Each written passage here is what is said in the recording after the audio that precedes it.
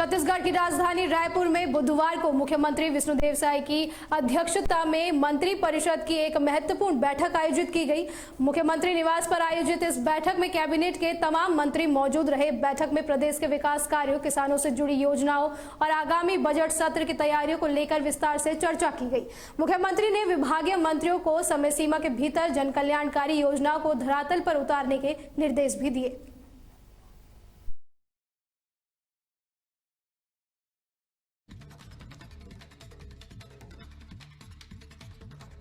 प्रयागराज माघ मेले में शंकराचार्य स्वामी अभिमुक्तेश्वरानंद को स्नान से रोके जाने का मामला अब राजनीतिक तूल पकड़ता जा रहा है। इस घटना को लेकर बलरामपुर में जिला कांग्रेस कमेटी ने भाजपा सरकार के खिलाफ मोर्चा खोल दिया है।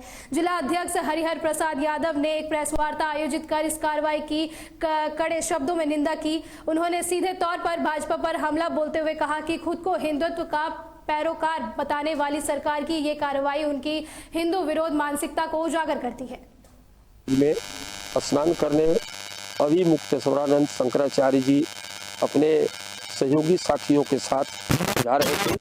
उनके साथ मेला प्रबंधन के द्वारा उनकी रथ को रोका गया, उनके पालकी को रोका गया और उनके जितने भी अनुयायी थे, वेद पाठक थे, उनके साथ दुर्व्यवहार किया गया, उनके बाल पकड़ के खींचा गया और उन पर व्यवधान डाला गया।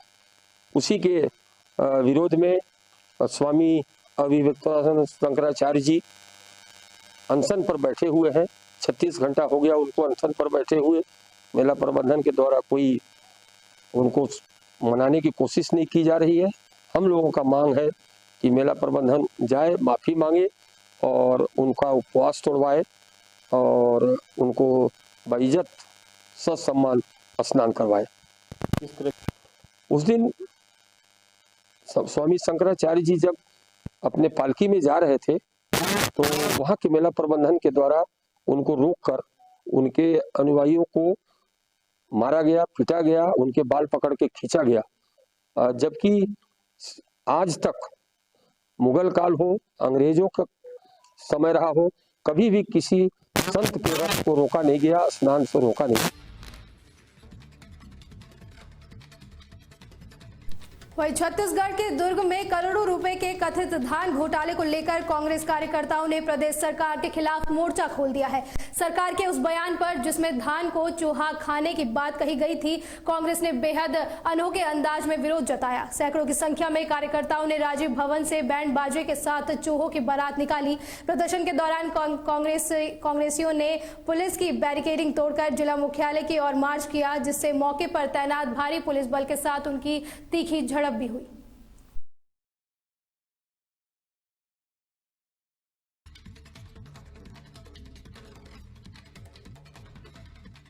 गरियाबंद पुलिस को नक्सल विरोधी अभियान में एक बड़ी सफलता हाथ लगी है। थाना सोबा क्षेत्र के रक्षापत्रा जंगल से सुरक्षा बलों ने नक्सलियों द्वारा छिपाकर रखा गया हथियारों का एक बड़ा जखीरा बरामद किया है। जिला मुख्यालय से करीब 65 किलोमीटर दूर घने जंगलों में चलाए गए इस सर्च ऑपरेशन से नक्सली नेटवर्क को बड़ा झटका लगा है। पुलिस अधिकारियों का मानना है कि इस हथियारों का इस्तेमाल किसी बड़ी वारदात को अंजाम देने के लिए किया जा रहा था।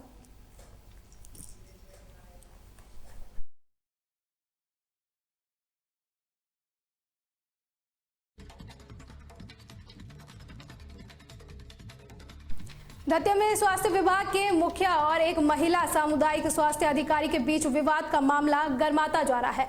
दरअसल सीएमएचओ डॉक्टर वीके वर्मा ने उन्नाव और परासरी केंद्रों का औचक निरीक्षण किया था, जहां परासरी पीएचसी की CHO doctor Neha Srivastava duty से पिछले 4 दिनों से अनुपस्थित पाई गई। लापरवाही पाए जाने पर डॉक्टर वर्मा ने उन्हें कारण बताओ नोटिस जारी करने के निर्देश दिए। हालांकि कार्रवाई की जानकारी मिलते ही डॉक्टर नेहा श्रीवास्तव ने मीडिया के सामने आकर सीएमएचओ की नियत पर ही सवाल उठा दिए और उन पर निजी तौर पर परेशान करने के गंभीर आरोप लगाए। चुनाव पे निरीक्षण के लिए गया था, जहां मैंने परासरी सीएचओ पिछले 4 दिन से नहीं आई थी, उनके रजिस्टर में अटेंडेंस नहीं लगी थी, ना ही किसी प्रकार से कि वो किसी छुट्टी पर ही ये लिखा था, इसलिए क्वेरी मार्क लगाया था, जो मैं आपको दिखाता हूँ। मैडम का जो आरोप है लगाना कि मेरे को पर्सनली अटैक किया जा रहा है, ऐसा बिल्कुल नहीं है। नियमानुसार जो निरीक्षण रहता है कैचअप राउंड का वो करने गया था, जिसमें मैडम अनुपस्थित थी। झूठ बोल के ये सोशल मीडिया पे मेरी छवि खराब करने की, स्वास्थ्य विभाग की छवि खराब करने की कोशिश कर रही हैं। सार्थक अटेंडेंस में भी मैडम का एब्सेंट दिख रहा है, जो भी मैं आपको स्पष्ट दिखा सकता हूँ। केवल स्पष्टीकरण मांगा गया था और स्पष्टीकरण में अगर उनके द्वारा सीधा-सीधा जवाब दिया जाता है कि मैं ये सब काम में यहाँ या वहाँ गई हुई थी, तो किसी प्रकार की कोई बात बनती नहीं है। बीइंग एज ए अधिकारी मेरा इतना अधिकार है कि आप अगर अनुपस्थित हैं अपने कार्यक्षेत्र पर तो आपसे पूछ सकूँ, वही मैंने किया था। बाकी जितनी बातें मैडम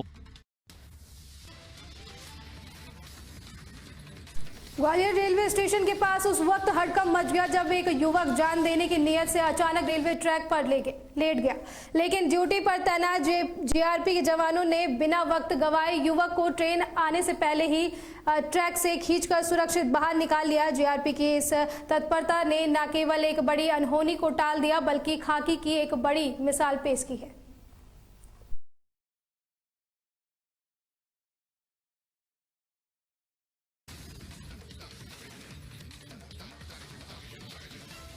मध्य प्रदेश के दतिया जिले के पंडोखर थाना क्षेत्र के सोहन गांव में एक तेज रफ्तार अज्ञात वाहन ने दो सगे भाइयों को टक्कर मार दी। टक्कर इतनी भीषण थी कि दोनों भाइयों की मौके पर ही मौत हो गई। पंडोखर थाना पुलिस ने फिलहाल टक्कर मारकर फरार हुए अज्ञात वाहन की तलाश शुरू कर दी है। पुलिस आसपास के सीसीटीवी फुटेज खंगाल रही है ताकि आरोपी चालक को जल्द गिरफ्तार किया जा सके। गए थे पारी बही थी जिनने बेलवा कैसे थे ये? मोटरसाइकिल से। कौन है ये दोनों लोग? भैया हैं हमारे। नहीं, दोनों आपस में कौन है? आपस में भाई भाई है। कैसे थे ये? कैसे थे? मोटरसाइकिल से थे? मोटरसाइकिल। कहाँ पे हुआ एक्सीडेंट? मालूम है? एक्सीडेंट को तो हम पे 6 बजे पता पड़ो, हम पे भी जानकारी नहीं है। जो कहाँ पे मिले? जो बताई कि जो मतलब स्कूल के बड़े मिले।